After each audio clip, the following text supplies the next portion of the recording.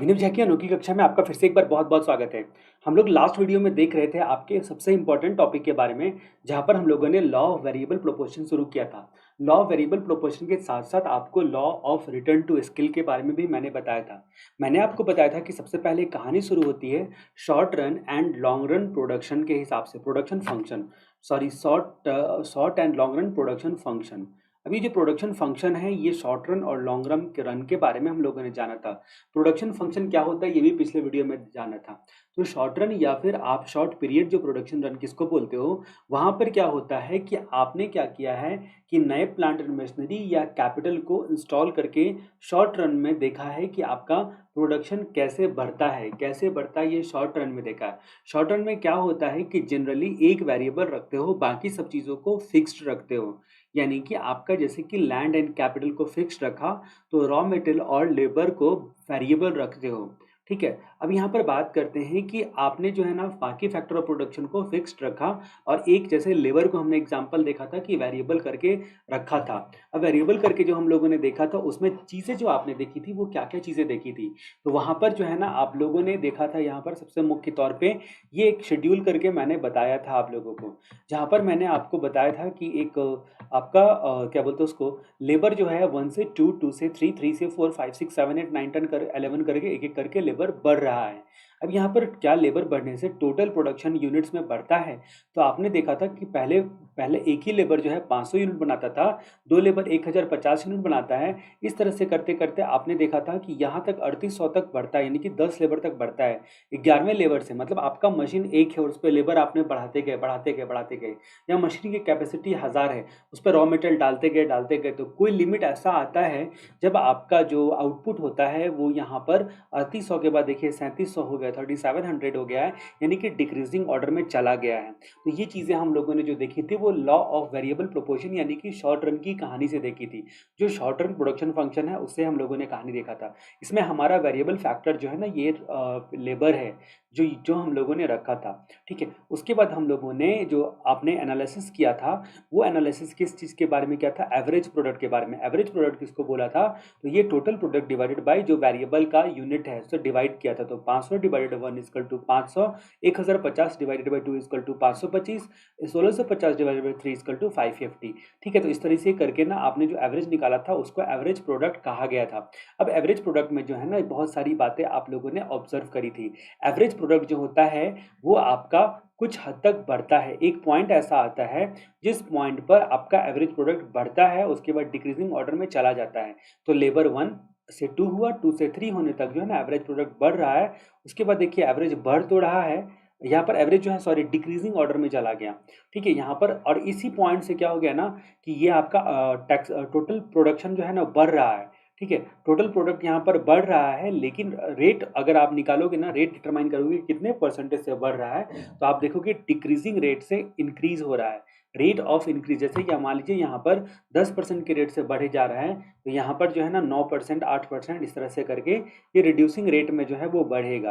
अब यहाँ पर एवरेज प्रोडक्ट में हम लोगों ने देखा कि इसके बाद डिक्लाइन होना चालू हो जाता है, लेकिन एवरेज वाला कभी नेगेटिव नहीं होता है। ये बात भी आपने देखी थी। ठीक है। अब यहाँ पर बात करते हैं मार्जिनल प्रोडक्ट किसको कहते हैं। तो मार्जिनल प्रोडक्ट में देखा था कि हर एक एडिशनल वेरिएबल फैक्टर को बढ़ाने से क्या आपका इंक्रीमेंट या डिक्लाइन होता है, उसको बोला गया था।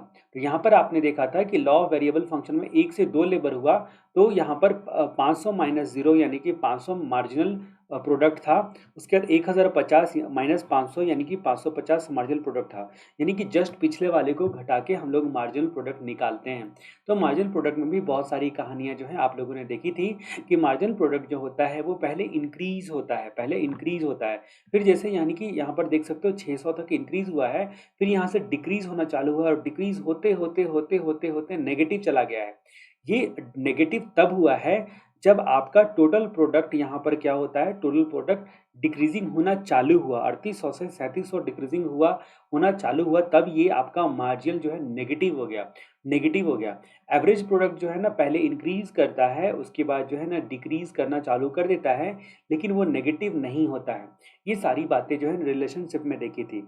फिर हम लोगों ने देखा था कि आपका क्या बोलते हैं एवरेज प्रोडक्ट बढ़ रहा है और बढ़ने तक में जब बढ़ने तक की बात आती है ना, तो एवरेज प्रोडक्ट जो है बढ़ रहा है और उससे भी ज़्यादा तेज गति से।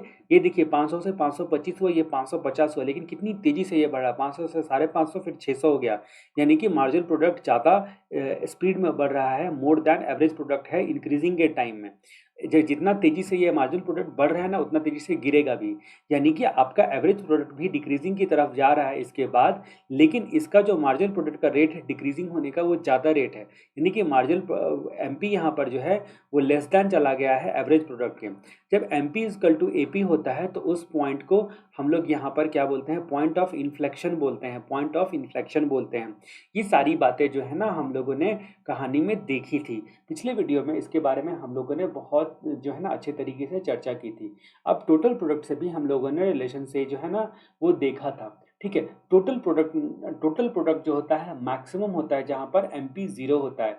ये जो टोटल प्रोडक्ट होगा आपका वो मैक्सिमम होगा जहाँ पर एमपी ज़ीरो होगा। ठीक है, ये बात आपको याद रखनी है।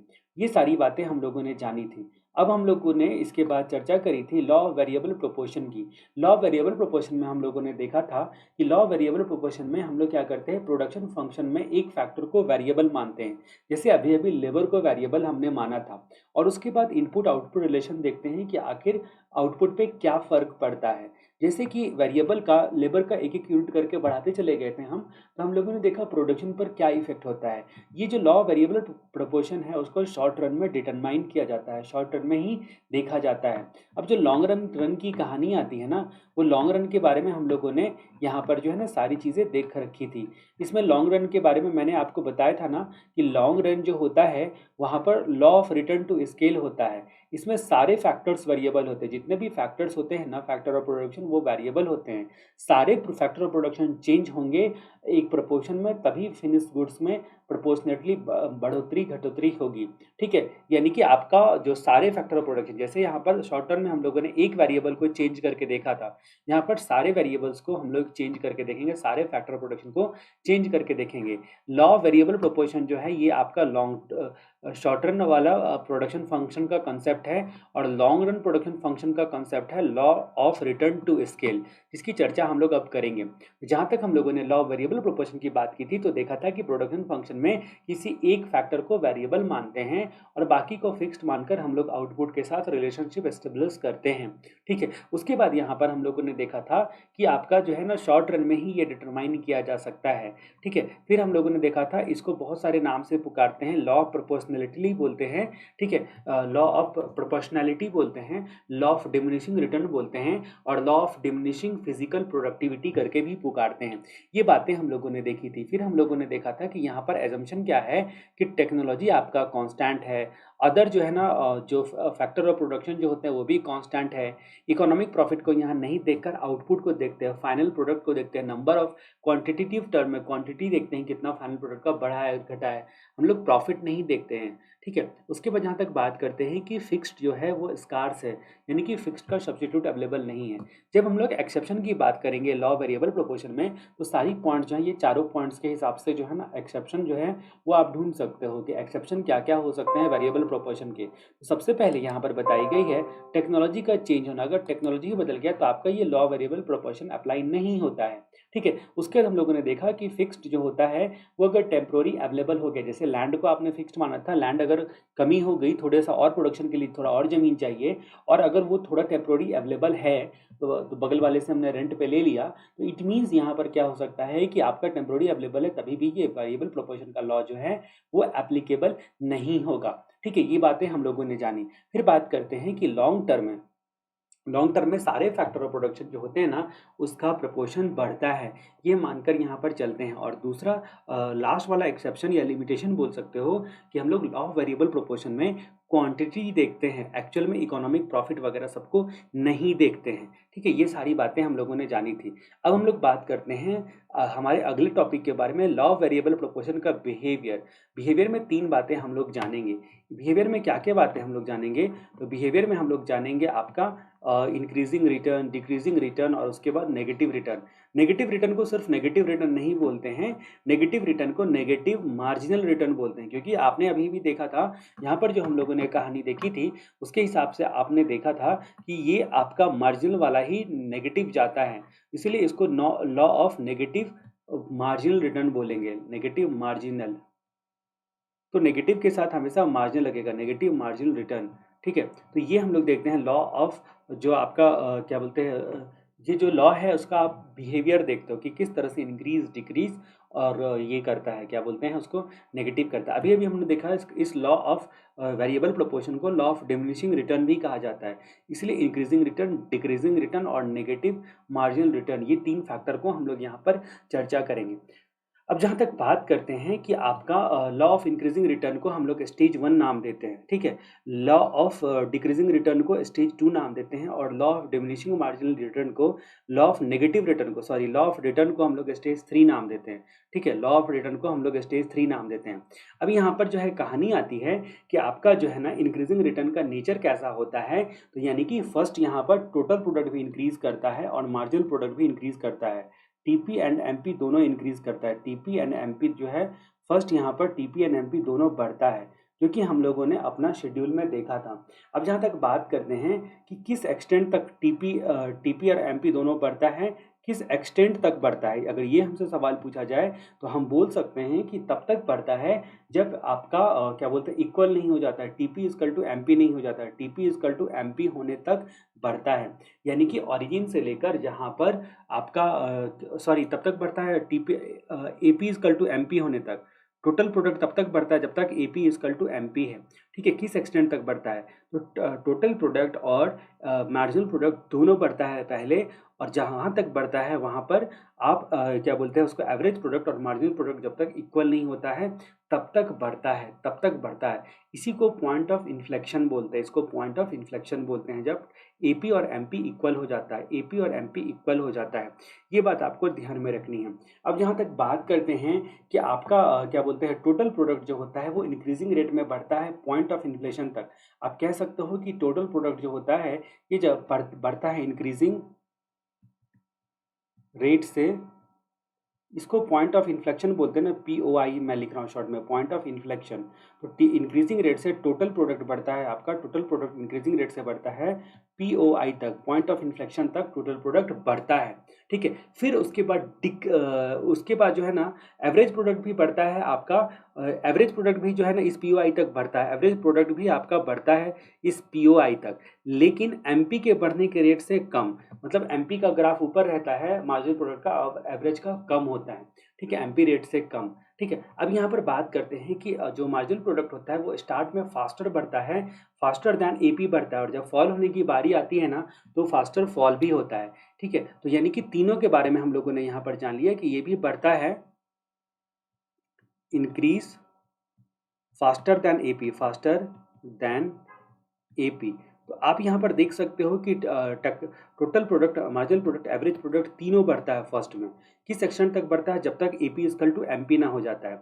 उल्टा जो ये एवरेज प्रोडक्ट से ज़्यादा स्पीड में MP बढ़ता है, एवरेज प्रोडक्ट से ज़्यादा स्पीड में MP बढ़ता है, इसको बोलते हैं लॉ ऑफ क्या बोलते हैं उसको, वेरिएबल प्रोपोर्शन में इंक्रीजिंग रिटर्न। इसी जो जो बातें अभी हम लोगों ने देखी, एक्चुअली जो है ना जो शेड्यूल मैंने बताया है ना वो शेड्यूल ही अगर आपने नोट डाउन कर लिया है, अगर नहीं किया है तो बैक करके एक पेपर पे नोट डाउन कर लो और उसके बाद मेरी बातें सुनो और कंपेयर करो, तो अपने आप आपको अंदाज़ा लग जाएगा।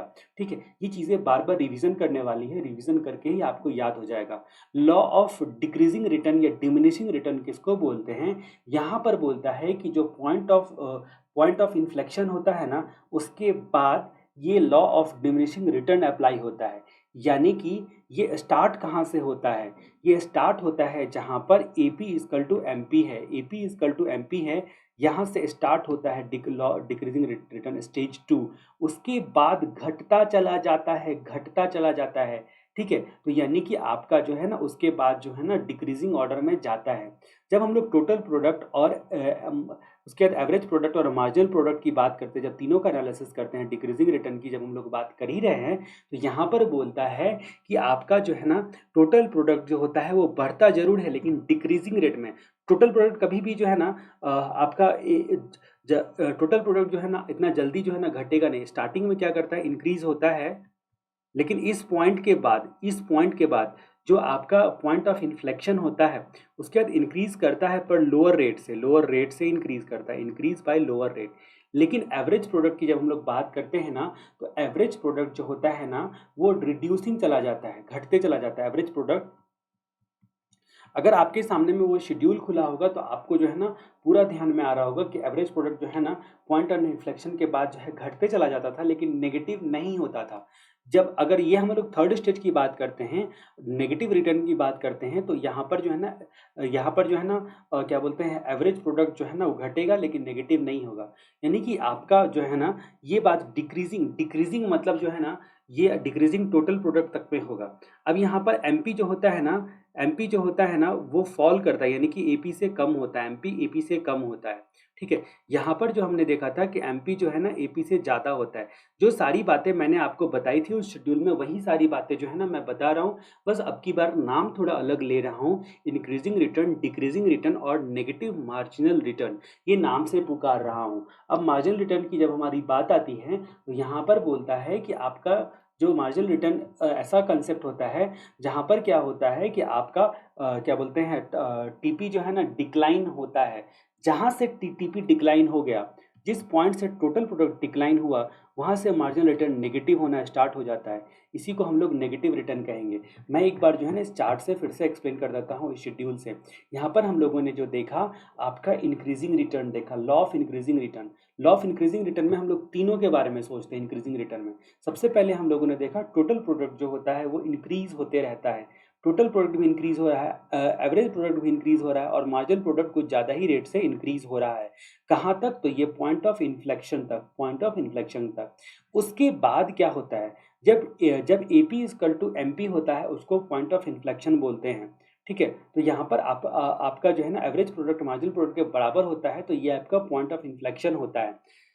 अब कहानी में यहाँ पर क्या आती है कि कहानी में यहाँ पर बात आती है कि उसके बाद जो आपका टोटल प्रोडक्ट होता है वो बढ़ तो रहा है लेकिन डिक्लाइनिंग रेट से बढ़ रहा है लेकिन डिक्लाइनिंग रेट से 10 तक बढ़ा, उसके बाद घटना चालू हुआ। जहाँ से ये घटना चालू हुआ ना, वहाँ से ये जो नेगेटिव रिटर्न का कंसेप्ट आता है ना, ये नेगेटिव रिटर्न यहाँ से अराइज हो जाता है।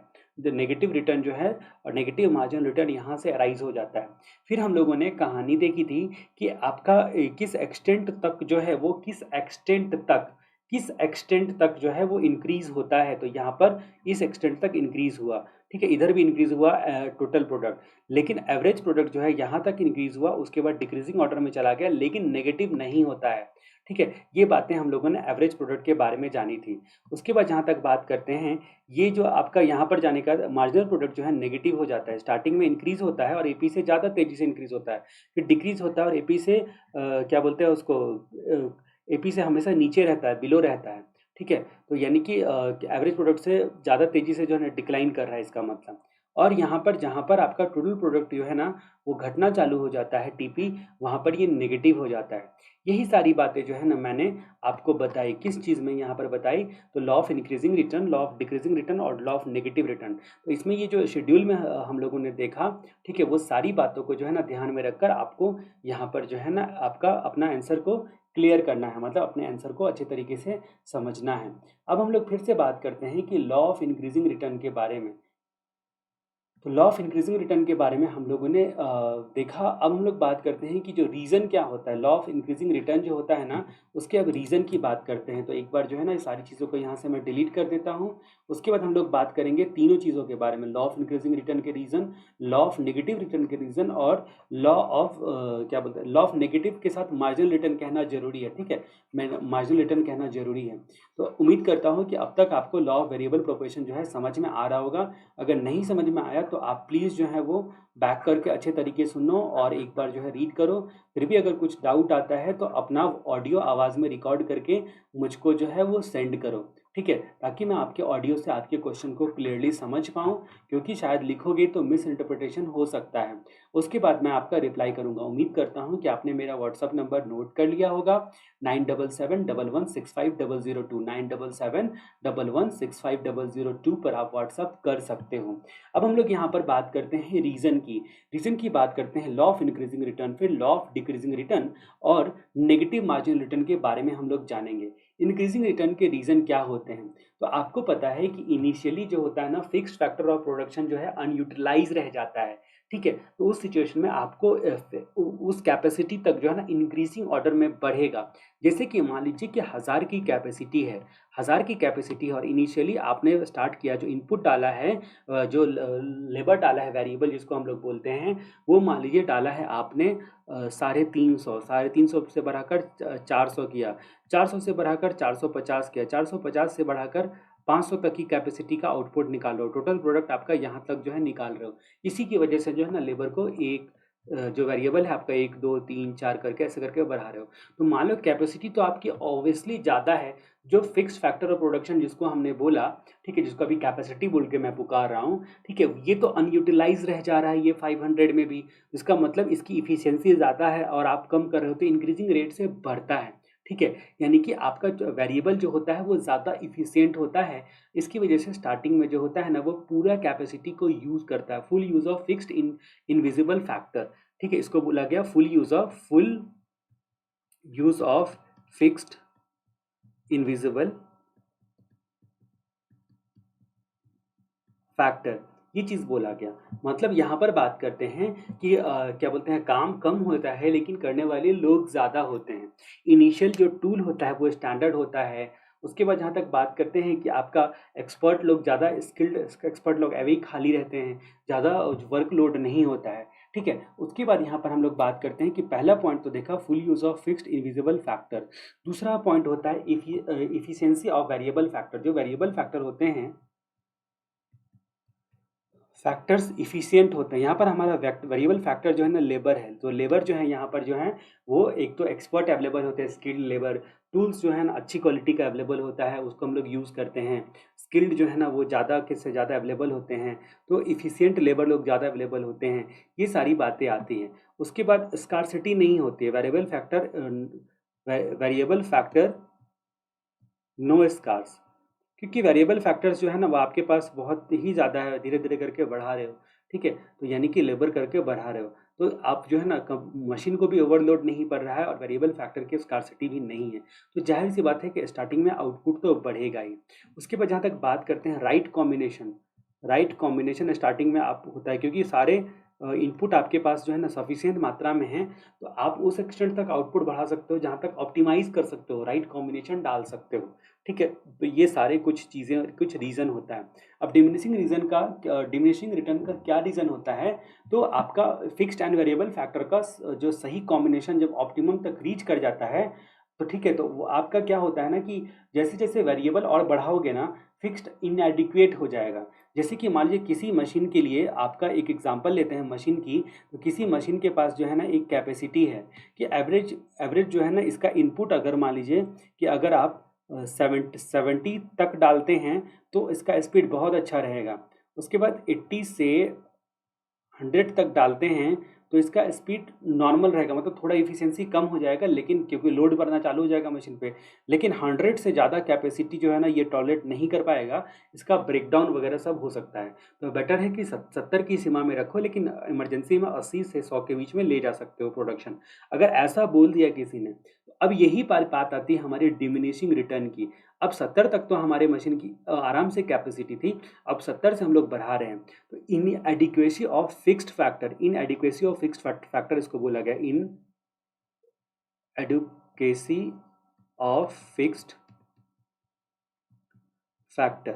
आपका फिक्स्ड फैक्टर जो होता है वो इनएडिक्वेट होता है, यानी कि आपका जैसे ही सही कॉम्बिनेशन रीच के बाद जैसे जैसे वेरिएबल बढ़ता है, ठीक है, फिक्स्ड फैक्टर इनएडिक्वेसी के कारण जो एवरेज प्रोडक्ट और मार्जिन प्रोडक्ट था वो आपका घटना चालू हो गया था, ठीक है। उसके बाद जहाँ तक बात करते हैं कि जो वेरिएबल फैक्टर होते हैं उसमें भी लेस इफिशियंसी होती है। एक लिमिट के बाद जो है ना वेरिएबल फैक्टर की भी इफिशियंसी लेस हो जाती है, यानी कि स्किल्ड वगैरह सब इंगेज्ड हो जाता है, स्किल्ड लेबर वगैरह सब, और जो होता भी है उसकी एफिशिएंसी जो है ना नहीं अच्छी हो पाती है। तो फिक्स्ड मैक्सिमम कैपेसिटी पर है, तो आपका जो है ना वेरिएबल को भी बढ़ाने पर जो है ना उसकी एफिशिएंसी भी रिड्यूस करती है, क्योंकि यहाँ तक तो ठीक है, यहाँ तक लेबर ताकत से काम कर रहा था, अब लेबर बढ़ भी रहा है लेकिन इस हायर कैपेसिटी में काम कर रहा है, तो एफिशिएंसी रिड्यूस हुई क्योंकि मशीन ही उतने अच्छे तरीके से रिस्पॉन्स नहीं कर रहा है।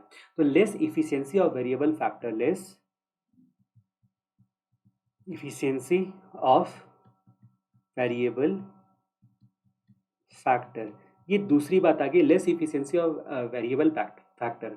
उसके बाद इम्परफेक्ट सब्स्टिट्यूट, जो फिक्स्ड होता है ना उसका परफेक्ट सब्स्टिट्यूट नहीं होता है। लोग कुछ जुगाड़ लगाने लगते हैं, मतलब बोलते हैं कि इसमें मोबिल डाल दो तो अच्छा काम करेगा, ये वो, तो सब्स्टिट्यूट सही नहीं ढूंढते हैं। Imperfect substitute of fixed. ये आपको सिर्फ पॉइंट सब समझना है, क्योंकि आपको एग्जैक्टली याद नहीं रखना, बस आपको समझ में आना चाहिए कि आपका इम्परफेक्ट सब्स्टिट्यूट होता है तो यानी कि डिक्रीजिंग रिटर्न की बात हो रही है। उसके बाद रॉन्ग कॉम्बिनेशन होता है फिक्स्ड एंड वेरिएबल का, मतलब ऑप्टिमल इफिशियंसी नहीं आ पाती है। राइट कॉम्बिनेशन होगा तो ही ऑप्टिमम इफिशियंसी आ पाएगी। ठीक है, तो wrong combination of fixed and variable factors. ठीक है, ये बात हम लोगों ने देखा कि रीजन डिमिनिशिंग रिटर्न का। अब हम लोग बात करते हैं नेगेटिव मार्जिनल रिटर्न का। रीजन क्या होता है कि फिक्स्ड फैक्टर ऑफ जो प्रोडक्शन होता है उसके बाद जो है ना वेरिएबल आप टू एक्सेसिव हो जाता है। यानी कि 1000 से भी प्लस आप जो है ना इनपुट डाले जा रहे हो, 1000 कैपेसिटी नहीं है, सॉरी 100 से ज़्यादा कैपेसिटी पर ओवरलोड हो जाएगा ना, तो वो बोला था तो आपने रॉ मटेरियल ज़्यादा डाला। यानी कि अगर एक छोटी सी बात करें कि एक मशीन है उस पर 2-3 लोग काम, 3 लोग तक काम करें तब तो ठीक है, लेकिन अगर 6-7 लोग काम करें तो ठीक है, तो वो उस मशीन को ही जो है ना ओवरलोड हो जाएगा, तो जाहिर सी बात है कि नेगेटिव चला जाएगा मार्जिनल रिटर्न। तो फिक्स्ड फैक्टर के रिलेशन में जब वेरिएबल टू एक्सेसिव हो जाता है in relation to fixed factor when variable is too excessive, तो ये समस्या आती है कि आपका जो है ना ज़्यादा हो जाता है। ये सारी बातें जो है ना हम लोगों ने देखी, आपका रीज़न हम लोगों ने देखा। उम्मीद करता हूँ बैक करके आप जो है ना अच्छे तरीके से सुनोगे। ठीक है, अब हम लोग बात करते हैं कि आपका area of economic operation. Area of economic operation की बात करते हैं तो ये एरिया ऑफ इकोनॉमिक जो एक रैशनल प्रोड्यूसर जो होता है ना वो क्या करेगा, रैशनल फर्म या रैशनल प्रोड्यूसर क्या करेगा, लॉ ऑफ डिमिनिशिंग रिटर्न में प्रोड्यूस करना चाहता है। देखो अब यहाँ पर ताज्जुब आपको लगेगा, ये जो इसको आप बोलेंगे डिमिनिशिंग रिटर्न जो है ना, ये इसको प्रेफर करना चाहता है एक रैशनल जो होता है ना, ये क्या बोलते हैं, क्योंकि आप ही सोचो ना कि आप एक रैशनल जो है ना वो इन्वेस्टर हो, आप प्रोडक्शन करते हो, एक रैशनल प्रोड्यूसर हो। ठीक है, यानी कि आप क्या करोगे, रैशनल फर्म हो, आप क्या चाहोगे ना कि 70-80 से 100 तक जा सकते हैं ना, तो क्यों नहीं इसका ट्राई करते हैं। ठीक है, 100 से अधिक कैपेसिटी अलाउड नहीं है, लेकिन 80 से 100 तक में आप जाना चाहोगे, 80 से 100 तक में जाना चाहोगे। ठीक है, तो यानी कि आपका क्या बोलते हैं ये वाला स्टेज जो फर्स्ट स्टेज है इसमें और इसमें आप नहीं काम करना चाहते हो, इसमें और इसमें नहीं काम करना चाहते हो, इसी को बोला गया एरिया ऑफ इकोनॉमिक ऑपरेशन। ये बात आपको याद रखना है कि जो डिक्रीजिंग रिटर्न होता है ना या डिमिनिशिंग रिटर्न होता है ना, इसमें काम करना चाहता है एक प्रोफेशनल प्रोड्यूसर। लॉजिक आपको समझ में आ गया होगा कि 70 तक तो एवरी सब करते हैं, हम थोड़ा सा एक्स्ट्रा करेंगे, 80 से लेकर 100 तक करेंगे, मशीन पर बहुत ज़्यादा ओवरलोड नहीं पड़ेगा, लेकिन इतना तक तो अलाउड है ना। जैसे लिफ्ट में आप देखते हो ना कि लिफ्ट में 8% का अलाउड है अगर फॉर एग्जांपल, तो चाहते हो कि चलो भाई 8 लोग तो आ ही जाए, उसके अलावा 1-2 बच्चा भी आ जाए। ठीक है, तो इस तरह से थोड़ा सा अधिक कैपेसिटी जो है ना वो डालने की कोशिश करते हो। इसका मतलब यहाँ पर क्या हो गया, स्टेज 2 में जो है ना ज़्यादा से ज़्यादा लोग जो है ना वो काम करना चाहते हैं, एक रैशनल प्रोड्यूसर जिसको आप बोलते हो। इसको बोला गया है एरिया ऑफ इकोनॉमिक ऑपरेशन। ये 1 और 2 में, ये वाले स्टेज में और इंक्रीजिंग रिटर्न में और नेगेटिव रिटर्न में 1 और 3 में काम नहीं करना चाहता है। क्यों नहीं करना चाहता है, 1 में बोलता है कि फिक्स फैक्टर का बेस्ट ऑप्टिमल यूटिलाइजेशन नहीं हो सकता है। ठीक है, तो हम लोग जो है ना स्टार्टिंग में ही जो है ना मार्जिनल प्रोडक्ट फास्टर बढ़ता है, उसके बाद थोड़ा और कोई बात नहीं, बढ़ तो रहा है ना, थोड़ा स्लो बढ़ रहा है तो क्या वो बढ़ तो रहा है ना। उसके स्टेज 3 में इसलिए काम नहीं करना चाहते हैं क्योंकि फिक्स फैक्टर का ज़्यादा यूज़ होगा तो आपका क्या होगा कि आउटपुट जो है ना वो कम होगा, मशीन का भी ब्रेकडाउन हो सकता है, ये सारी चीज़ें जो है हो सकती है। यानी कि इसको बोला गया है, जो 1 और 3 को जो है ना इकोनॉमिक नॉनसेंस करके पुकारा गया है। जी हाँ, एरिया ऑफ इकोनॉमिक ऑपरेशन में इसको फर्स्ट वाले को और थर्ड वाले को इकोनॉमिक नॉनसेंस कह के, इकोनॉमिक एब्सर्डिटी कह के पुकारा गया है, इकोनॉमिक का एब्सर्ड सिचुएशन। ठीक है, इकोनॉमिक नॉनसेंस वो लोग कहते हैं रैशनल प्रोड्यूसर। ठीक है, या इकोनॉमिक एब्सर्डिटी। ठीक है, ये कह के पुकारते हैं। ये सारी बातें हम लोगों ने जानी। इस तरह से हम लोगों ने लॉ ऑफ वेरिएबल प्रोपोर्शन की पूरी कहानी देखी। अब मैं फिर से वापस आता हूँ चीज़ों को कनेक्ट करने के लिए। मैंने आपको बताया था ये प्रोडक्शन फंक्शन के बारे में, जिसमें बताया था long run and short run. Long run में बोला था कि सारे जो है ना फैक्टर्स वेरिएबल होते हैं, केवल लेबर नहीं बल्कि सारे फैक्टर्स वेरिएबल होते हैं। सारे फैक्टर ऑफ प्रोडक्शन चेंज होते हैं, अकॉर्डिंगली फिनिश गुड्स चेंज होगा। इसको law of return to scale भी कहा जाता है, law of return to scale भी कहा जाता है। तो अब हम लोग इसी law of return to scale के बारे में जानेंगे। Law of return to scale के बारे में जानेंगे, increasing, constant and decreasing return, law of return to scale. अब ये law of return to scale का मतलब हम लोग जब एक बार जानते हैं तो यहाँ पर क्या होता है, लॉ ऑफ इंक्रीजिंग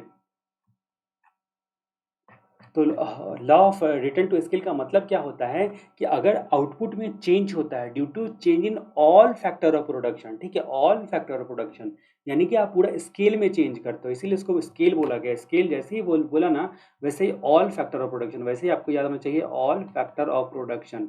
स्केल, पूरे स्केल में चेंज करते हैं, प्रोडक्शन के स्केल को बढ़ाते हैं या कम करते हैं, ठीक है। अब ये ऑल फैक्टर ऑफ प्रोडक्शन को ना कांस्टेंट प्रोपोर्शन में, जो इनका कांस्टेंट प्रोपोर्शन था ना, हम लोगों ने जो फंक्शन देखा था प्रोडक्शन फंक्शन, तो कांस्टेंट प्रोपोर्शन में हम लोग जो है ना बढ़ाने की कोशिश करते हैं। तो यहाँ पर आउटपुट में चेंज आता है, आउटपुट अकॉर्डिंगली प्लस माइनस होगा। इसी को हम लोग बोलते हैं law of return to scale, ठीक है, law of return to scale बोलते हैं।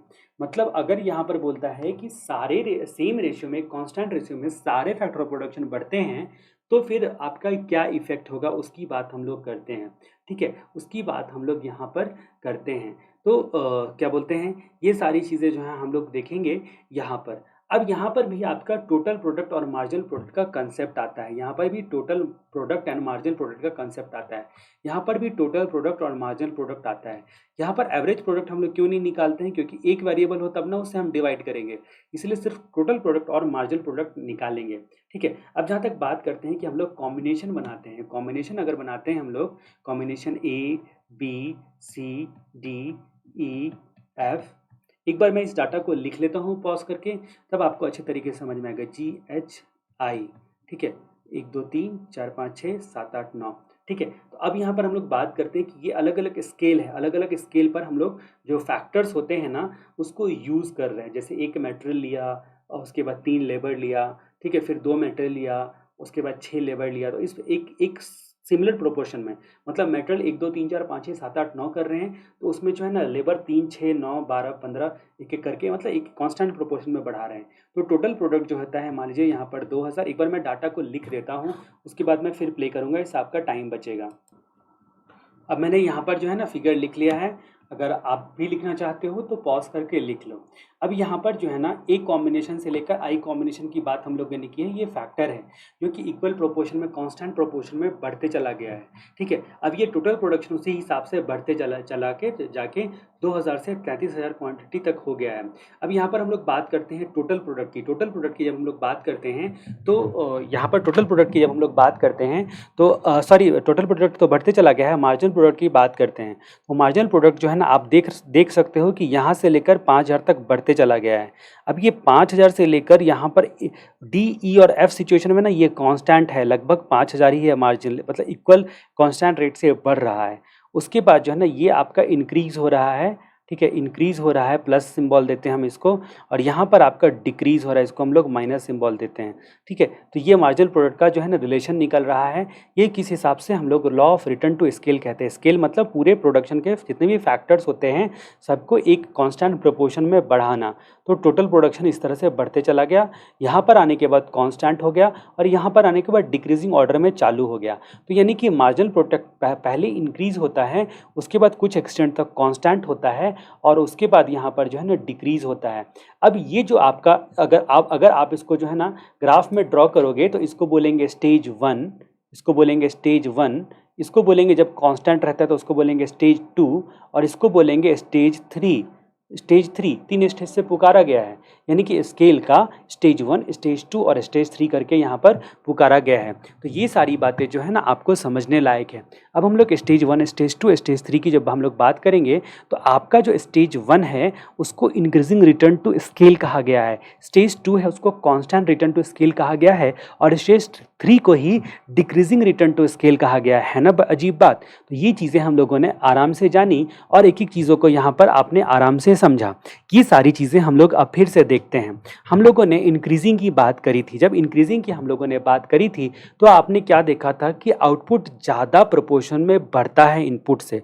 आउटपुट जो है इनपुट के कंपैरिजन में ज़्यादा प्रोपोर्शन से बढ़ता है।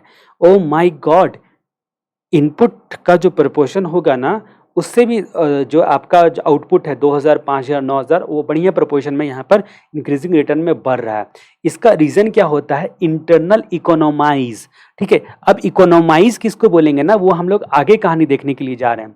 जब हम लोग इसको पुकारते हैं इकोनॉमिक्स, इकोनॉमिक्स, अब इकोनोमाइज इसका मतलब होता है ऑप्टिमम यूटिलाइजेशन ऑफ रिसोर्सेज, मतलब सही कॉम्बिनेशन का, जो इनपुट का जो फैक्टर ऑफ प्रोडक्शन है उसका सही कॉम्बिनेशन का यूज किया जाता है। तो इसको बोला गया है ऑप्टिमम कॉम्बिनेशन, इकोनोमाइज बोलते हैं। इंटरनल और एक्सटर्नल, पूरे इंडस्ट्री का जब आपका स्केल बढ़ता है, पूरे इंडस्ट्री का आउटपुट बढ़ता है तो उसको एक्सटर्नल इकोनोमाइज बोलते हैं। और हमारे सिर्फ फर्म का जो इफिशियंसी बढ़ता है इसकी वजह से आउटपुट बढ़ता है, उसको इंटरनल इकोनोमाइज बोलते हैं। यानी कि यहाँ पर हम लोग जो है ना ऑप्टिमाइजेशन करते हैं, यानी कि ऐसा कॉम्बिनेशन तैयार करते हैं इनपुट का जो कि हम लोगों को मैक्सिमम आउटपुट देगा, एकदम एक्सटेंट तक, उस एक्सटेंट तक जहाँ तक हमारा मैक्सिमम पॉसिबल हो। अब ये जो इकोनोमाइज का कंसेप्ट है थोड़ी देर में जानने वाले हैं, लेकिन अभी फिलहाल आप देखो इंक्रीजिंग रिटर्न टू स्केल। तो ये आपका क्या बोलता है कि आपका यहाँ पर फर्म एक्सपेंशन का ट्राई करता है, फर्म खुद को ऊपर ले जाने का ट्राई करता है। उसमें से कई सारे इनविजिबल फैक्टर काम करते हैं, जैसे कि आपका इनविजिबल फैक्टर में बहुत सारे फैक्टर्स होते हैं जिसमें आपका जो है ना लेबर का परफॉर्मेंस स्किल्ड होता है, उनका जो वर्क का डिवीजन होता है वो प्रॉपर तरीके से होता है। ठीक है, रॉ मटेरियल की क्वालिटी अच्छी होती है। तो बहुत सारे फैक्टर्स जो हैं वो काम करते हैं, जिसको आप स्पेशलाइज्ड फैक्टर भी बोलते हो। स्पेशलाइज्ड फैक्टर काम करते हैं यहाँ पर। तो यहाँ पर मैंने आपको क्या क्या बोला कि आउटपुट ज़्यादा प्रोपोर्शन में बढ़ता है इनपुट के, आउटपुट इनपुट के प्रोपोर्शन में, इनपुट भी बढ़ रहा है ना आपका, ये ABCD करके जो कॉम्बिनेशन है, लेकिन आउटपुट जो होता है ना मोर प्रोपोर्शन में ये बढ़ता है। इनपुट रिलेटिवली लो प्रोपोर्शन में ही यहाँ पर। उसके बाद पहली बात हम लोगों ने ये देखी। दूसरी बात हम लोगों ने देखी, जो इनविजिबल फैक्टर काम करता है, इनविजिबल फैक्टर मतलब ये अनकाउंटलेस फैक्टर है जो स्टार्टिंग में काम करते हैं, लोगों का मोटिवेशन बहुत ज़्यादा स्ट्रांग रहता है। ठीक है, ठीक है, ये बातें होती हैं। लार्ज नंबर ऑफ आपके जो है लेबर अवेलेबल होते हैं जो कि आपका स्किल्ड होते हैं, जो परफेक्टली काम करना चाहते हैं और करते हैं। रॉ मटेरियल की क्वालिटी अच्छी होती है, ये सारी चीज़ें होती है। उसके बाद जहाँ तक बात करते हैं, इसमें स्पेशलाइज्ड फैक्टर भी काम करता है, स्पेशलाइज्ड फैक्टर भी काम करता है इनविजिबल फैक्टर के अलावा। स्पेशलाइज्ड फैक्टर मतलब लैंड और मशीन वगैरह सब जो होता है ना काफ़ी इफ़िशिएंट होता है। स्टार्टिंग में आपने जो है ना सब चीज़ें बेस्ट करने की कोशिश करी होती है, बाद में लोग कॉम्प्रोमाइज़ करना चालू कर देते हैं। तो कांस्टेंट रिटर्न का मतलब ये स्टेज 2 जहाँ पर 5000, 5000, 5000 आप जो है ना फैक्टर बढ़ा रहे हो, ये आपका इंक्रीजिंग ऑर्डर में ही जा रहा है। उसके बाद भी यहाँ पर जो है ना ये टोटल प्रोडक्ट भी बढ़ रहा है, लेकिन फिर भी आपका मार्जिनल प्रोडक्ट जो होता है ना कॉन्स्टेंटली जाता है। इसको कांस्टेंट रिटर्न टू स्केल कहा जाता है। ठीक है, यहाँ पर आउटपुट इंक्रीज होता है सेम प्रोपोर्शन में, इसीलिए सेम प्रोपोर्शन में देख रहे हैं आउटपुट यहाँ पर इंक्रीज हो रहा है, आउटपुट सेम प्रोपोर्शन में इंक्रीज होता है। फैक्टर ऑफ प्रोडक्शन जो है ना यहाँ पर इंक्रीज होता है कांस्टेंट प्रोपोर्शन में, लेकिन आउटपुट जो है ना फिर भी सेम प्रोपोर्शन में आपका जो है वो बढ़ता है। अब यहाँ पर बात करते हैं कि यहाँ पर हमारी जो फर्म होती है उसका इकोनॉमी एज ए होल यहाँ पर कांस्टेंट खुद को साबित करती है। ठीक है, ये आपका जो है ना यहाँ पर क्या होता है कि ये कांस्टेंट जो होता है ना लॉन्ग फेज तक चलता है, क्योंकि हम लोगों ने छोटा कॉम्बिनेशन लिया है, यहाँ पर फैक्टर को बढ़ाया है, लेकिन ये लॉन्ग फेज तक बढ़ता है। ठीक है, ये रिटर्न टू स्केल जो होता है कि लॉन्ग फेज तक बढ़ता है, ये काफ़ी लंबा फेज हो सकता है। उसके बाद जहाँ तक बात करते हैं कि इसको यहाँ पर लीनियर होमोजीनियस प्रोडक्शन फंक्शन भी कहते हैं।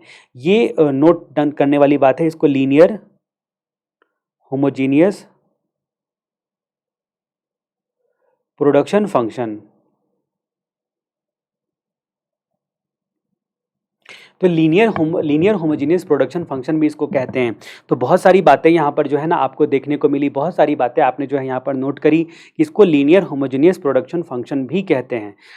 ठीक है, तो ये चीज़ें आप याद रखना। लीनियर होमोजीनियस, होमोजीनियस मतलब एक जैसा, एक ही एकदम सेम टाइप का।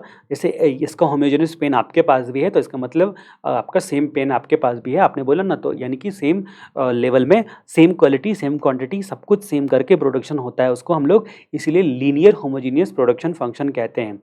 अब जहाँ तक बात करते हैं कि हमारा अगला जो कंसेप्ट है वो बोलता है आपका decreasing return to scale. Decreasing return to scale का मतलब क्या होता है कि इनपुट बढ़ने के प्रोपोर्शन में आउटपुट का जो बढ़ने का प्रोपोर्शन होता है ना वो कम होता है। ठीक है, ये जो बढ़ तो रहा है यहाँ पर 20,000 से 31,000 33,000 हुआ, लेकिन कम प्रोपोर्शन में बढ़ रहा है। ठीक है, अब यहाँ पर जो मार्जिन जो है ना वो डिक्रीजिंग ऑर्डर की तरफ चला जाता है। ये आपका क्यों होता है? इंटरनल और एक्सटर्नल डिस इकोनोमाइज की वजह से होता है। इंटरनल और एक्सटर्नल, एक्सटर्नल का जब बात आता है ना, डिस इकोनोमाइज की बात आती है ना, तो वो आपका किस लेवल पे आ जाएगा? तो वो आपका वो लेवल पे आ जाएगा जिसको बोलते हैं आप इंडस्ट्री लेवल पे आ जाएगा। ठीक है, तो ये बातें हम लोगों ने जानी। अब हम लोग अगला टॉपिक यहाँ पर देखते हैं, प्रोडक्शन ऑप्टिमाइजेशन। अगला टॉपिक हमारा है क्या? Production optimization. जरा इसके बारे में हम लोग बात करते हैं। अब यहाँ पर प्रोडक्शन ऑप्टिमाइज करना किसको बोलते हैं? वो आपका जो है ना ऐसा कॉम्बिनेशन तैयार करना जिससे ऑप्टिमल हमारा जो है ना आउटपुट हो। जैसे कि मान लीजिए कि अगर अगर किसी भी कारण से जो है ना यहाँ पर टेक्निकल वर्ड है, ये ऑप्टिमाइज करना एक्चुअली टेक्निकल वर्ड है। यहाँ पर क्या होता है ना, जैसे कि मान लीजिए कि आपके घर में जियो आपने भी लगवा रखा है, मान लीजिए ऑप्टिकल फाइबर केबल लगवा रखा है। ठीक है, ऑप्टिकल फाइबर केबल लगवा रखा है, लेकिन आपके घर में उतना स्पीड नहीं पकड़ रहा है किसी भी कारण से। तो जब आप जियो वालों को कॉल करके कंप्लेन करोगे ना, तो वो बोलेंगे सॉरी सर, इनकन्वीनियंस के लिए आपको बहुत बहुत सॉरी, और हम आपके जो है ना नेटवर्क को ऑप्टिमाइज करने के लिए टेक्निकल टीम को जो है ना वो आपका जो है ना ये जो भी प्रॉब्लम है उसको फॉरवर्ड कर देते हैं, ऐसा बोलेगा। मतलब आपका उसके बाद ऑप्टिमाइज करने के बाद जो है ना वो कुछ उस पर ऐसे मैकेनिज्म लगाएगा या कुछ ना कुछ ऐसी तरीके अपनाएगा जिससे आपका इंटरनेट वापस से फास्ट हो जाए, जो आपके दोस्तों को इंटरनेट जिस स्पीड में मिल रहा है उस स्पीड में भी आपको मिले। तो ये प्रोडक्शन ऑप्टिमाइजेशन इसी तरह की बात होती है। यहाँ पर हम लोग क्या करते हैं ना कि इनपुट के सारे कॉम्बिनेशन को जो है ना वो देखते हैं कि कौन कौन से combination same level of output को प्रोड्यूस करेगा। मतलब इनपुट का मटेरियल 1 मटेरियल 2 मटेरियल 3 ये सब मिला के ना कॉम्बिनेशन एक तैयार करते हैं जो कि सेम आउटपुट को प्रोड्यूस करने में काम आएगा। ठीक है, इसको प्रोडक्शन इंडिफरेंस भी बोलते हैं। मतलब आउटपुट क्योंकि सेम है ना, डिफरेंस ही नहीं है, आउटपुट सेम है, बस इनपुट का कॉम्बिनेशन हम लोग आगे पीछे करते हैं। ठीक है, आगे पीछे इनपुट का हम लोग ना यहाँ पर कॉम्बिनेशन करते हैं, इसीलिए इसको बोलते हैं कि आइसोक्वांट्स बोलते हैं। आइसोक्वांट्स उसको हम लोग बोलते हैं एक मिनट, तो इसको हम लोग आइसोक्वांट्स करके पुकारते हैं। आइसोक्वांट्स मतलब प्रोडक्शन इंडिफरेंस कर्व। ठीक है, इसको हम लोग आइसो कॉस्ट लाइन भी कहते हैं, क्योंकि यहाँ पर हम लोग कॉस्ट का भी कॉम्बिनेशन निकालते हैं जो आपका गिवन आउटले है। ठीक है, आप दो फैक्टर का कॉम्बिनेशन इस तरीके से तैयार करते हो कि आपका जो गिवन आउटले है, गिवन आउटले, आउटले का मतलब क्या होता है? आउटले का मतलब होता है out of pocket expenditure, out of pocket expenditure. तो ये जो आउटले है ना वो गिवन है, ये कांस्टेंट रहना चाहिए, ये बढ़ना नहीं चाहिए। उसी में दो फैक्टर का आप कॉम्बिनेशन कुछ इस तरीके से निकालते हो कि आपका जो है ना वो आपका क्या बोलते हैं ऑप्टिमम लेवल हो सके। ठीक है, तो आप ऐसा कॉम्बिनेशन खरीदते हो, ऐसा लाइन बनाते हो जिस लाइन पर जो भी खर्चे होंगे ना उसका कॉम्बिनेशन का बनाते हो। आपको अगर बजट लाइन याद होगा, स्टार्टिंग में मैंने बताया था चैप्टर नंबर 2 में, तो वहाँ पर बजट लाइन मैंने बताया था। तो वहाँ पर अगर आपको याद होगा डिमांड सप्लाई वगैरह सब पढ़ते वक्त में, तो बजट लाइन की तरह एक लाइन ड्रॉ करते हैं, यानी कि सेम खर्चे में हम लोग किस तरह का फैक्टर ऑफ प्रोडक्शन तैयार कर सकते हैं, बाई कर सकते हैं, जिससे हमारा ऑप्टिमम आउटपुट जनरेट हो जाए, ऑप्टिमम आउटपुट जनरेट हो जाए। अब ये सारी चीज़ें जो है ना इसको हम लोग आइसो क्वांट्स बोलते हैं या आइसो कॉस्ट लाइन बोलते हैं, जिसमें इनपुट के वो सारे कॉम्बिनेशन निकालते हैं जो कि हमको optimum level of output produce करके दे। इसको प्रोडक्शन इंडिफरेंस भी बोलते हैं। ठीक है, तो एक बार प्रोडक्शन ऑप्टिमाइजेशन टॉपिक आप पढ़ लेना। उसके बाद हम लोग बात करते हैं कि आपका उसके बाद हम लोग बात करेंगे आपका इंटरनल इकोनॉमाइज और एक्सटर्नल इकोनॉमाइज के बारे में। ठीक है,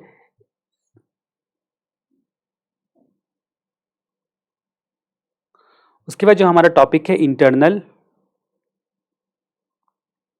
और एक्सटर्नल, यहाँ पर हम देखेंगे इकोनॉमाइज। अब ये जो इंटरनल इकोनॉमाइज और क्या बोलते हैं डिस इकोनॉमाइज की बात हम लोग करते हैं, sorry internal इकोनॉमाइज versus dish इकोनॉमाइज।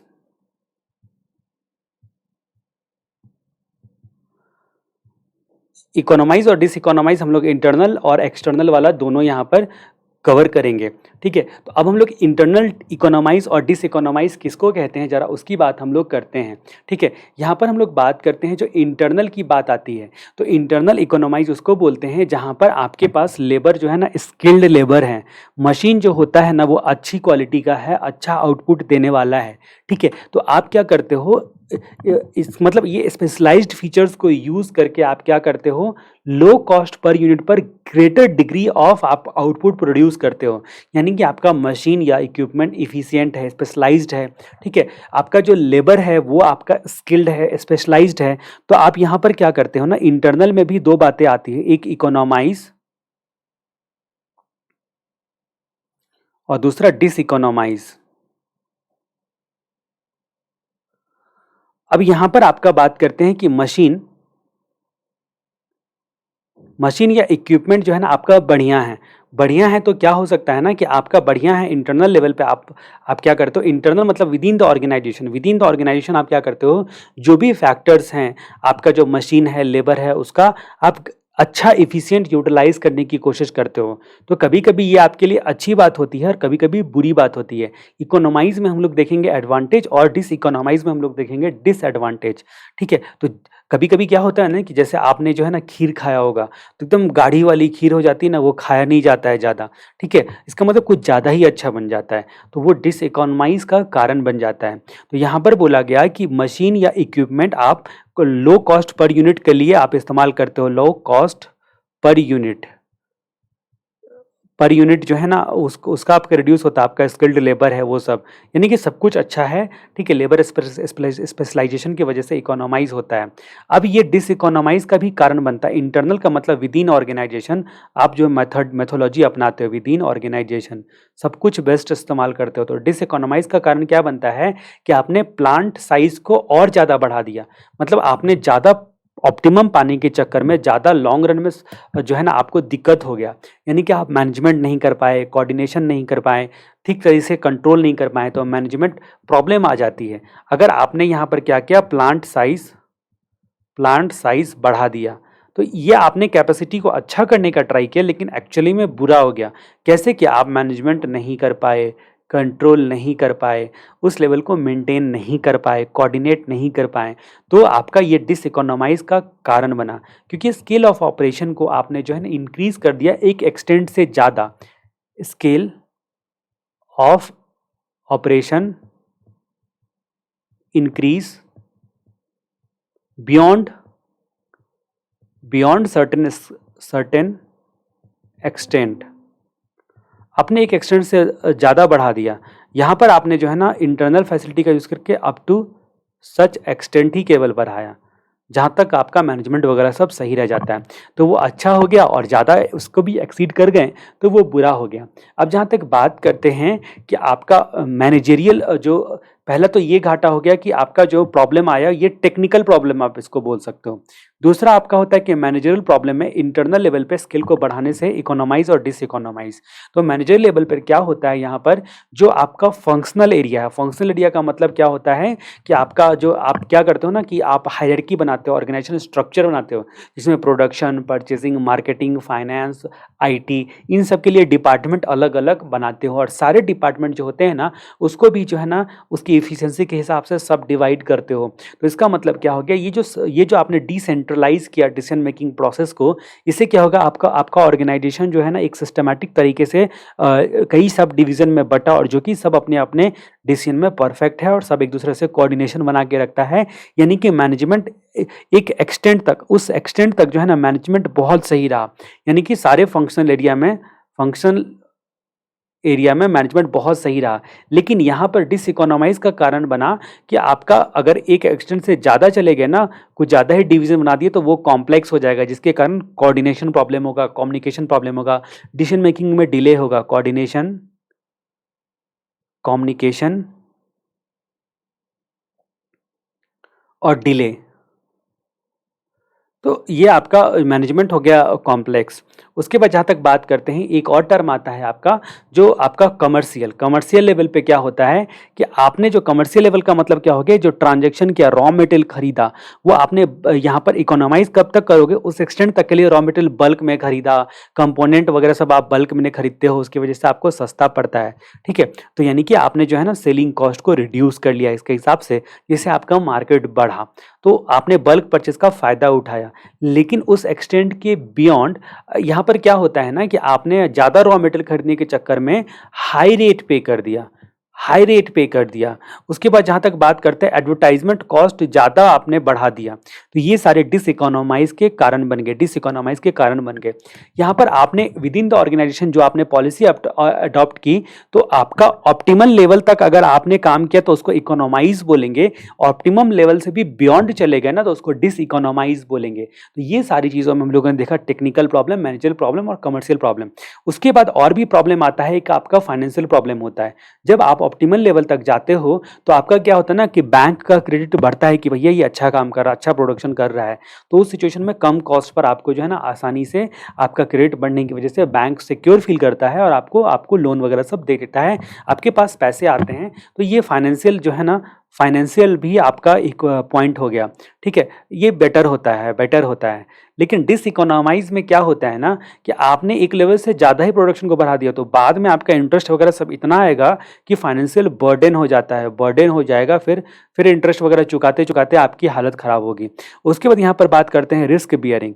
Optimal level तक जब आप कॉम्बिनेशन बनाते हो तो रिस्क बियरिंग का फ़ायदा मिल जाता है, higher the risk higher the gain का फ़ायदा मिल जाता है। लेकिन बियॉन्ड सर्टेन लेवल रिस्क के बदले में उल्टा नुकसान हो जाता है। तो इसी को हम लोगों ने इकोनॉमाइज और डिसइकोनॉमाइज बोला। अलग अलग पॉइंट से आप देख सकते हो कि अप टू आप ऑप्टिमल लेवल तक जाते हो तो टेक्निकल, मैनेजरियल, कमर्शियल, फाइनेंशियल और रिस्क बियरिंग ये पॉइंट के हिसाब से आपको फायदे मिलते हैं। लेकिन अगर ऑप्टिमल लेवल से बियॉन्ड चले जाते हो तो टेक्निकल, मैनेजरियल, कमर्शियल, फाइनेंशियल और रिस्क के हिसाब से आपको नुकसान ही नुकसान देखने को मिलता है। अब ये जो स्केल को बढ़ाने की बात हम लोग करते हैं, इसका सिर्फ एक रीज़न नहीं होता है, इंटरनल नहीं होता, एक्सटर्नल भी होता है। एक्सटर्नल भी होता है। एक्सटर्नल का मतलब यहाँ पर क्या होता है कि होल इंडस्ट्री जो है ना उसमें एक्सपेंशन होता है, होल इंडस्ट्री के जो है ना प्रोडक्शन में एक्सपेंशन होता है। ठीक है, अब हम लोग एक्सटर्नल लेवल की चर्चा करते हैं यहाँ पर। ठीक है, इंटरनल लेवल को यहाँ से मैं डिलीट कर देता हूँ, तो इंटरनल लेवल को यहाँ से मैं डिलीट कर देता हूँ। अब यहाँ पर एक्सटर्नल लेवल की बात करेंगे। अब ये जो एक्सटर्नल लेवल पर हम लोग बात करते हैं ना इकोनॉमाइज और डिसइकोनॉमाइज की बात, तो अगर इंडस्ट्री का ऑप्टिमल लेवल तक जो है ना इंडस्ट्री का स्केल बढ़ता है, तब तो हमारे फर्म पर उसका क्या अच्छा प्रभाव पड़ेगा और क्या बुरा प्रभाव पड़ेगा। हमारे हिसाब से इंडस्ट्री का बढ़ना अच्छा है कि नहीं है, यही हमारा इकोनॉमाइज और डिसइकोनॉमाइज कहता है। ठीक है, ये सारी बातें जो हैं हम लोग यहाँ पर जानेंगे। अब यहाँ पर बात करते हैं कि जब पूरी इंडस्ट्री की बात हम लोग करेंगे तो पूरे इंडस्ट्री में जो आपका ऑप्टिमल लेवल तक प्रोडक्शन होगा या उससे बढ़ेगा, पूरे इंडस्ट्री का स्केल बढ़ रहा है, उसका कोई एग्जैक्ट मेजरमेंट भी हमारे पास अगर नहीं है तो हम क्या देखेंगे कि इंडस्ट्री में जो है ना सारी चीज़ें जो है बढ़ रही है। इसका मतलब जो है फॉरेन से भी रॉ मटेरियल आ रहे हैं, यहाँ पर सप्लायर आसानी से अवेलेबल हो रहे हैं, सप्लाई ज़्यादा हो रहा है तो रॉ मटेरियल सस्ता मिलेगा। ठीक है, और कैपिटल इक्विपमेंट भी आसानी से मिलेगा, तो सस्ता रॉ मटेरियल और कैपिटल इक्विपमेंट आसानी से मिलेगा, तो इससे हमको फ़ायदा मिला। जो फ़ायदा मिला उसको हम लोगों ने बोला इकोनॉमाइज, और जो नुकसान हुआ उसको हम लोगों ने बोला डिसइकोनॉमाइज। जो फायदा मिला उसको हम लोगों ने बोला इकोनॉमाइज और जो नुकसान हुआ उसको डिसइकोनॉमाइज बोला। यहाँ पर जो हम लोगों ने देखा कि रॉ मटेरियल जो है वो आपका और कैपिटल इक्विपमेंट जो है आसानी से मिलता है और सस्ता मिलता है। ठीक है, ये फायदा हो गया। ठीक है, अब नुकसान की बात हम लोग बाद में करेंगे। जब हम लोग टेक्निकल जो है ना, तो न्यू टेक्नोलॉजी जो है इंटर करता है, न्यू टेक्नोलॉजी, क्योंकि पूरा इंडस्ट्री बढ़ रहा है ना, ग्रो कर रहा है, तो न्यू टेक्नोलॉजी बढ़ता है, हमारा नॉलेज बढ़ता है, इफिशियंसी बढ़ती है, ये सारी बढ़ती है, नॉलेज, इफ़िशियंसी बढ़ती है, जिससे हमारा अल्टीमेट जो है ना गोल है ज़्यादा प्रोडक्शन करना, प्रॉफ़िट कमाना, वो सब बढ़ जाता है। उसके बाद यहाँ पर स्किल्ड लेबर डेवलप करता है, क्योंकि पूरी इंडस्ट्री बढ़ रही है तो स्किल्ड लेबर का अकॉर्डिंगली ट्रेनिंग होता है, स्किल्ड लेबर सब मिलते हैं, ट्रेंड और एक्सपर्ट लोग मिलते हैं, ठीक है। अब जहाँ तक बात करते हैं एंसिलरी बिज़नेस का ग्रो होता है, एंसिलरी ग्रो होता है। एंसिलरी का मतलब क्या हो गया कि मान लीजिए जो है वो अगर मान लीजिए ना कि एंसिलरी चीज़ें मतलब अगर पेन के लिए ढक्कन चाहिए, तो ढक्कन का जो कंपोनेंट हो गया, कोई भी चीज़ के लिए कंपोनेंट होते हैं, कंपोनेंट सप्लायर को बढ़ावा मिलता है, क्योंकि आपका जो जितना भी प्रोडक्शन बढ़ेगा कंपोनेंट का भी जरूरत उतना पड़ेगा, तो component supply and ancillary industry हो गई, उसको ग्रोथ मिल जाता है, ठीक है। तो ये अच्छी बात हो गई, इकोनॉमाइज इसको हम लोग बोल सकते हैं। उसके बाद जहाँ तक बात करते हैं कि ट्रांसपोर्टेशन फैसिलिटीज़ और मार्केटिंग फैसिलिटीज़ और भी बढ़ता है, ट्रांसपोर्ट मार्केटिंग ये सब बढ़ता है। इसको बोलेंगे हम लोग क्या बोलते हैं, एक्सटर्नल लेवल पे इकोनॉमाइज, यानी कि पूरे इंडस्ट्री का फ़ायदा मिला। लेकिन पूरे इंडस्ट्री का स्केल बढ़ने की वजह से हम लोगों को घाटा क्या हो सकता है, तो जो फैक्टर ऑफ प्रोडक्शन का प्राइस बढ़ जा सकता है, क्योंकि अगर एक लेवल से ज़्यादा प्रोडक्शन होने लगा पूरे इंडस्ट्री में, तो फैक्टर ऑफ प्रोडक्शन का डिमांड बहुत हाई होगा, फैक्टर ऑफ प्रोडक्शन का डिमांड बहुत हाई होगा, सप्लाई कम होगा, तो फिर इसका प्राइस बढ़ने लगेगा। फैक्टर ऑफ प्रोडक्शन का प्राइस राइज कर सकता है, क्योंकि मोर रिक्वायरमेंट, चूंकि मोर रिक्वायरमेंट है, ज़्यादा से ज़्यादा रिक्वायरमेंट है। पहली बात हम लोगों ने देखी। दूसरी बात हो सकती है हायर कॉस्ट हो सकता है। हायर कॉस्ट का मतलब क्या होता है कि कई फर्म को यहाँ पर जो है ना, कई फर्म जो होता है वो आपका क्या बोलते हैं, मार्केटिंग का जो है ना ज़्यादा कॉस्ट जो है मांग सकता है, मार्केटिंग करने का ज़्यादा कॉस्ट मांग सकता है, ट्रांसपोर्टेशन कॉस्ट ज़्यादा मांग सकता है, क्योंकि देने वाले की कमी नहीं है, ठीक है। और जो पॉल्यूशन इंडस्ट्री में होगा उसको कंट्रोल करने का कॉस्ट ज़्यादा हो सकता है, तो हायर कॉस्ट का सामना करना पड़ सकता है। ये डिसइकोनॉमिक्स है, यानी कि ये फायदे हैं और ये नुकसान है। उसके बाद गवर्नमेंट रेस्ट्रिक्शन कभी कभी बढ़ाती है, इसकी वजह से रेस्ट्रिक्शन इंडस्ट्री को बढ़ा देती है, इसकी वजह से हम भी वो काम नहीं कर पाते, हम भी अपना एक्सपेंशन नहीं कर पाते हैं। तो इस तरह से इंटरनल और एक्सटर्नल डिसइकोनॉमाइज के बारे में हम लोगों ने देखा। फिर जहाँ तक हम लोग कहानी को आगे बढ़ाते हैं, तो यानी कि आपने यहाँ पर एक्सटर्नल इकोनॉमाइज एंड डिसइकोनॉमाइज में cheaper raw material and capital equipment, technological development of skilled labour, growth of ancillary industry, better transportation, ये सारी बातें देखी। अब यहाँ पर हम लोग ना एक डिफरेंस देखते हैं, इंटरनल इकोनॉमाइज और एक्सटर्नल इकोनॉमाइज एंड डिसइकोनॉमाइज में डिफरेंस देखते हैं, ठीक है। तो ये इंटरनल और ये एक्सटर्नल, एक बार डिफरेंस देख लेते हैं, इकोनॉमाइज एंड डिसइकोनॉमाइज। यहाँ पर भी इकोनॉमाइज एंड डिसइकोनॉमाइज, ठीक है। तो यहाँ पर हम लोगों ने इसमें डिफरेंस हम लोग बात करते हैं। तो यहाँ पर बात करते हैं कि ये आपका इंटरनल में क्या होता है, फर्म का ओन इफर्ट होता है, यानी कि फर्म का जो भी हम लोगों ने देखा aspect, technical aspect, financial aspect, risk aspect, सबका फायदा मिलता है। और ये कॉस्ट जब चैप्टर हम लोग पढ़ते रहेंगे ना, कॉस्ट वाले चैप्टर हम लोग पढ़ते रहेंगे ना, जिसमें हम लोग वहाँ पर डिटरमाइन करेंगे कि क्या बोलते हैं, इकोनॉमिक कॉस्ट किसको बोलते हैं, तो आपका अकाउंटेंट कॉस्ट किसको बोलते हैं, वो सब अच्छे तरीके से अध्ययन करेंगे। वहाँ पर आपको देखने को मिलेगा एक LAC कर्व करके एक कंसेप्ट देखने को मिलेगा, उसको बोला गया है long run average cost curve, long run average cost curve. तो long run average cost curve जो होता है ना, फॉल करता है इंटरनल इकोनॉमाइज के कारण, ये फॉल करता है। लेकिन यहाँ पर जो होता है long run average cost curve जो होता है ना, कि आपका जो इकोनॉमाइज में जो है ना ये कर्व इनवर्ड जाता है, डिस इकोनॉमाइज में ना ये कर्व आउटवर्ड जाता है, ठीक है। तो यहाँ पर हम लोगों को ये देखने को मिलेगा लॉन्ग रन एवरेज कर्व के बारे में, ठीक है। उस चैप्टर में मैं आपको, कॉस्ट चैप्टर में आपको अच्छे तरीके से मैं ये बताऊंगा। यहाँ पर ओन इफर्ट होता है, यहाँ पर इंडस्ट्री का ओवरऑल ग्रो होता है, इंडस्ट्री ओवरऑल ग्रो होता है, ठीक है। तो उम्मीद करता हूँ कि ये चैप्टर आपको पसंद आया होगा। इसमें बहुत सारी बातें हम लोग देखने को मिली हम लोगों को।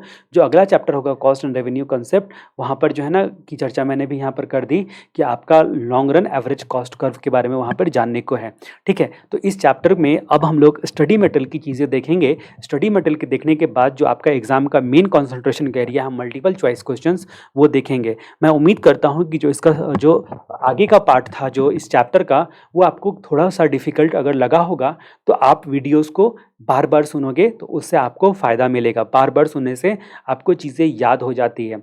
मतलब आप जो है ना अगर अपना नोट्स बना रहे हो, मेरी बातें सुन-सुन के वीडियो को पॉज़ कर के जैसा कि मैंने शुरू में इंस्ट्रक्शन दिया था, तो फिर आप उसको बार-बार से रिवाइज़ करोगे। मैं उम्मीद करता हूँ कि ये चैप्टर आपको अच्छा लगा होगा।